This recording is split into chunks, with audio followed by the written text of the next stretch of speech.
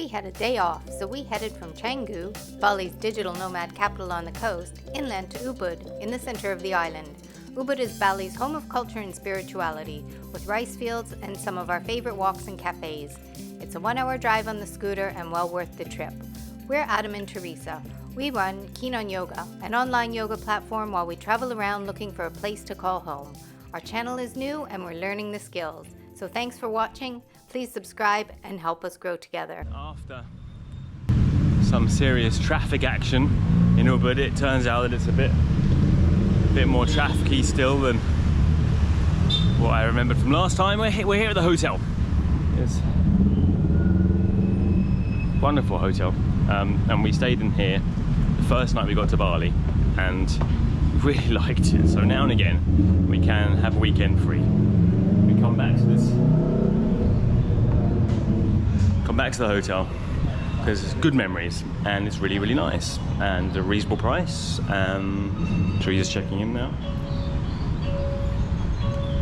Just still have to give your passports over and fill in a form.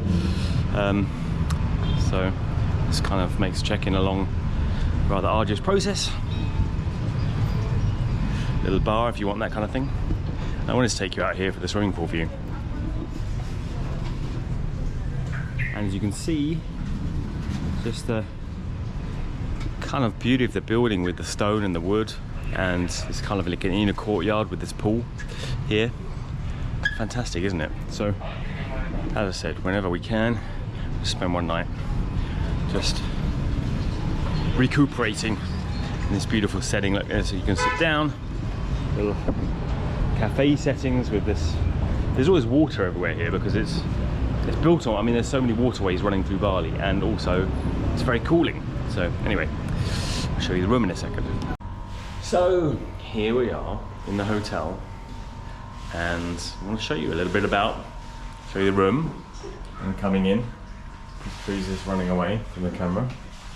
It's a common phenomenon here. Anyway, it's a beautiful room. I mean, and this is why we come to this place now and again. It is, I mean, it's not super expensive. How much was it, Teresa? 60 euros. 60 euros a night. No breakfast. 60 euros, you don't get breakfast. Sometimes you do. I think we've had breakfast before. We didn't get breakfast today. A little coffee station. And you can see that, you know, the bath is the thing that Teresa, she really loves the bath, so she comes for the bath. Amazing bed. Really large bed. You know how it is. Large beds don't necessarily pop up in your life all the time, you know. It's like oftentimes you have a small bed. Here's the balcony. There's Teresa again. You can see, yeah, you know, it's a room, but it's a really simple, and again, simple is difficult, you know. And then here, like from the balcony, you can see, you just come out and you're at the pool. So, and then you see the kind of it's a wooden stone building, and the beauty of it is the simplicity, that there's just no bad style or offensive decor. It's just nice. Water pressure is good. Staff are really, really nice. Yeah, so we love this place, and maybe we'll put the notes in the show notes below.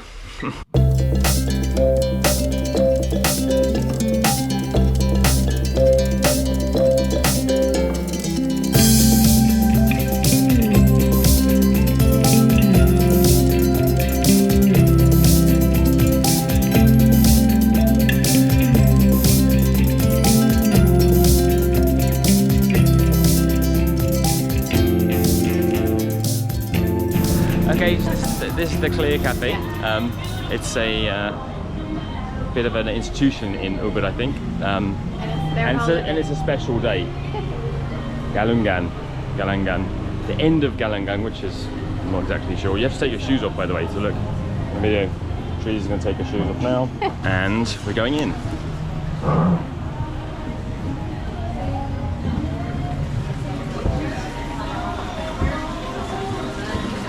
Through the door into the cafe, and look what we find.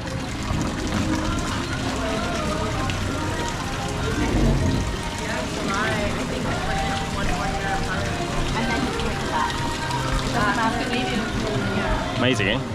Well, they've got a fair amount of space. So I'm just gonna sit down and see what's on the menu.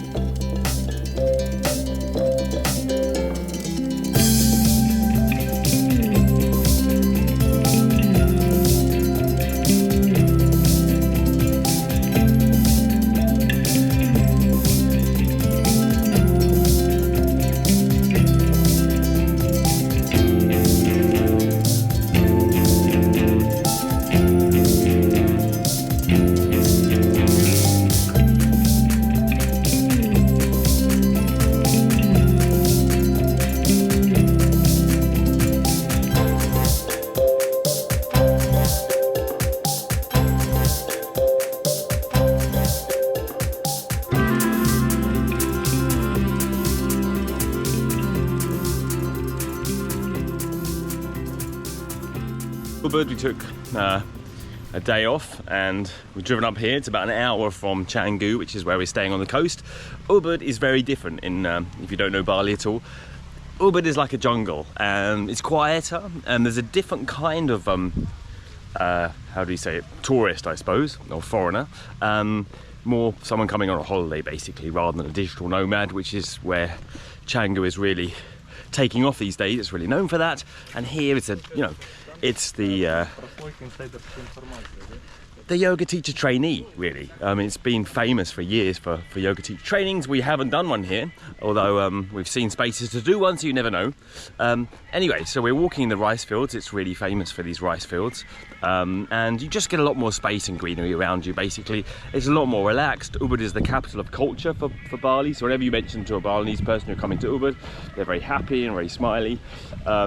Because there's so many temples and it just has a really tranquil and peaceful feeling, even if you're like us and you don't necessarily feel peaceful all the time. It really puts you into that spirit. So here we are walking, and there's lots of little warangs, like little local restaurants serving Indonesian food and looking out over the rice fields. So we're probably gonna find one of those and have a spot of lunch in a minute. But what do you think, Theresa? Anything else to add? It's very nice compared to Canggu. So much more relaxing. That's a co-working space there, actually. Yeah, so we've got a co-working space, Theresa's pointed out.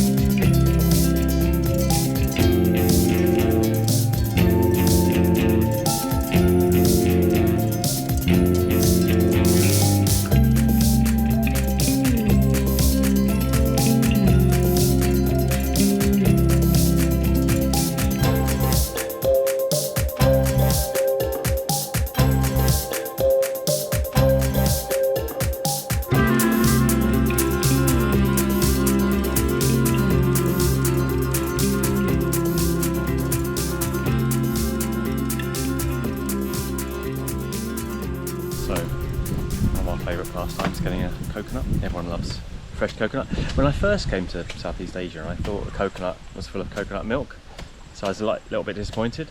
But the water, you get a taste for it. It's water, but it's kind of sweet. Anyway, this guy, we spoke to him last time we were here. He actually climbs these trees. Literally, he's telling us he's climbing these trees. I think he was 65 or 70 when we asked him how old he was, and he's still climbing them, and he's still getting the coconuts. So it's like just incredible. I think he had a little leg accident. Now he says he's using a rope between his legs to climb them. But he, before he was just climbing with his bare hands. Anyway, let's see if we can get a coconut from him. So this is a walk down to one of my favourite Warung, Sweet Orange, and the Warung is a family-run business. Just means family-run business. Can be a restaurant or cafe, but it also can be just a shop as well. I think. Right, correct me if I'm wrong. Anyway, this is the place where Theresa. We always lost Theresa because in the dark, and it was raining at the time, and she fell down I couldn't see that hole with her foot. And, well, no, I mean, joking apart, it was lucky she just got a very wet leg and foot, obviously, but she could have broken something actually. And you can see that the path at night time is kind of lethal, really. But on the other hand, quite picturesque at the same time. So, yeah. Turn them around. Yeah, you can see the whole lot of it. This is what you think of when you think of coming to Bali. These rice fields and so green and a bit cloudy again. That's the Ubud Always aspect. cloudy. Ubudian weather. And this path has all these kind of carvings in people's names and villas, and I don't know how it all got made, but it's always something treacherous here too. You've always got to watch your feet. It is in Asia, and oh, there's a penis down there. Someone's drawn a penis in the concrete. I shan't show you that. Kind of always funny though to see. Yeah, you know, you've always got to watch your feet when you're walking in Asia on a pavement, a so-called inverted commas pavement. Yeah, it's Theresa's beckoning me in because I'm just about to fall off the side into a rice field. And when we first walked along this path, actually, we didn't get the path, so I took Theresa to walk along, actually in the rice field itself. In which case, when we arrived at the Warung, they told me that we shouldn't walk in that rice field because there's probably snakes and things that will get us. But I felt okay at the time. Anyway, you can see We got to the cafe. We got to the cafe without getting snake bite.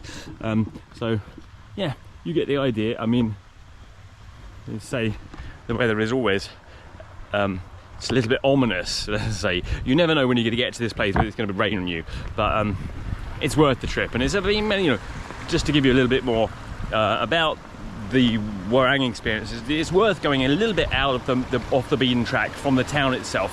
There's loads of places to eat in the town itself. We've shown you a few of them. They are great. They give you a mix of Western food and local food. They're obviously more touristic because that's where the bulk of the tourists are. These are also touristic. I mean, you're never going to get something non-touristic, I think, in Ubud, really, probably, unless you discover something. But nevertheless, you do feel like you're getting a slightly more, I don't want to say authentic experience, but, something a little bit different, coming out slightly out of the town to these local little cafes in the kind of rice fields. And yeah, it just feels like the kind of experience that's really symbolic or representative of spending time in Ubud. There's someone washing. And there's where we're going.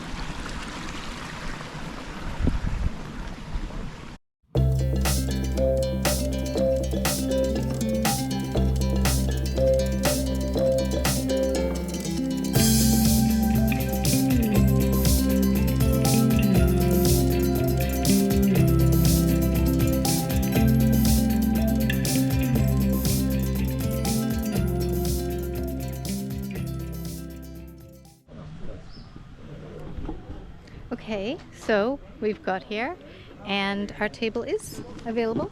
This is where we will be sitting, and that's our view. It's incredible.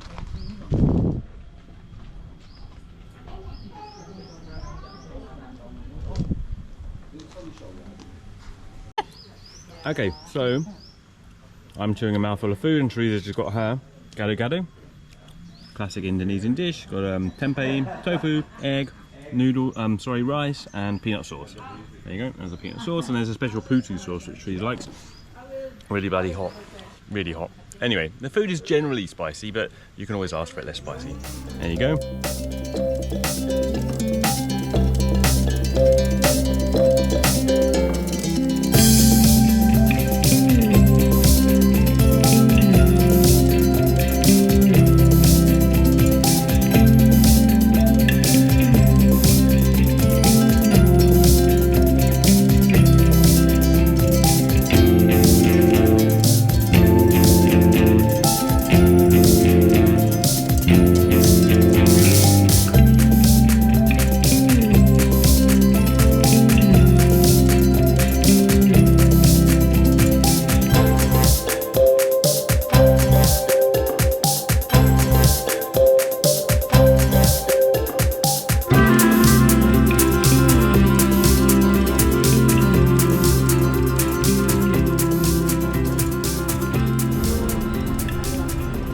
So here is us again, and we're going into a most famous cafe in Ubud, which is called Zest. So there's a lot of, I mean, I think Ubud came on the scene as a really the place to do a yoga TT, a yoga teacher training, and there's loads of raw vegan stuff around, and this kind of vibe was, I think, traditionally the kind of vibe around Ubud. It's still here. I don't think it's as popular for that kind of thing as it was, but there's still loads of raw vegan and yoga stuff around. Anyway, the Zest Cafe is probably the pinnacle of all this, and it is a real mecca for these kind of people. So we kind of wanted to show you the cafe and the kind of people that are around in Ubud. Let's see, it's a Sunday morning, so let's see if we catch them today. Lots of kind of dreadlocks and hemp clothing, and raw kind of vegan concoctions. So let's see what you think of this one. And as you can see, we come in, and it's a beautiful grounds, and it's actually on a hill, so it's quite high up, and it's kind of rainforest around, and there's probably someone doing some Instagram posting there, a little temple bit, and there's this Japanese tea garden in here, and you can see, I mean, the stuff is done so beautifully around here, and it's the wood. I think it's their natural wood, and obviously they have a problem as well here, chopping down too much of their rainforest, but the view from here is also utterly stunning. As I said, it was a bit of a schlep to get up on the bike. It's a huge steep hill. Anyway, let's see what they got inside. So we're going in now. It's Sunday morning, as I said. Look at the Buddha. There's a kind of mismatch here of all kind of yoga-y Buddha things, and for someone who's into yoga, it's a little bit grating sometimes because they are different things. Anyway, that's the side point, obviously. And you can see it's a Sunday morning, and it's packed with yoga people. And if I hold it this way, people won't think that I'm actually filming them, and of course I'm not actually filming them. But I'm just going to walk you around the place as well. Do you know?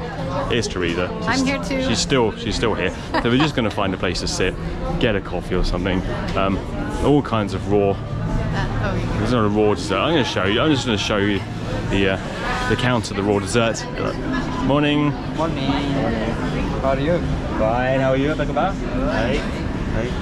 So Pancakes in a glass. Amazing looking desserts. Maybe we'll get one actually. There was a the raw dessert. I don't know. As a cook, as a former cook and pastry chef, I'm always a little bit underwhelmed by raw desserts, I have to say. Maybe you have a different feeling, and obviously they're healthy, but they often lack a bit of taste. Anyway, here's the view out the window. Quite pleasant. Also a big table here, yoga-esque people. Again, I'll show you the view out the window.